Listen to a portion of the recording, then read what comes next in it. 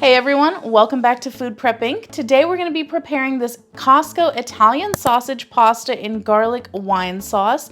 So we've got everything that we need assembled here. You're obviously going to need your pasta. We need a food thermometer to check to make sure that it's done at the end. We need some foil and a baking sheet. First thing that you need to do is preheat your oven to 400 degrees Fahrenheit, and then we're going to go ahead and take off our lid. Next, we're going to put our tray of pasta onto our baking sheet and then loosely cover it with our foil.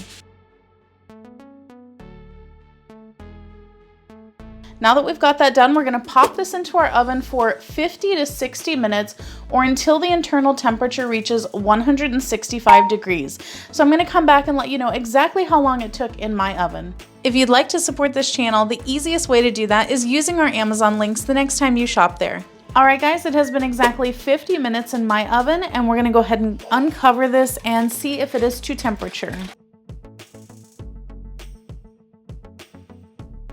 Alright, I've tested it in a few spots and it is definitely to the 165 degree plus temperature. So this is our completed Italian sausage and pasta in garlic wine sauce.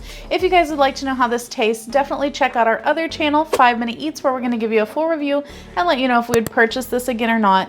But in the meantime, don't forget to hit that subscribe button and we'll catch you next time. Bye! Alright guys, that's the video. If you like what we're doing here, definitely check out our other channel, 5 Minute Eats, and don't forget to give us a like and subscribe.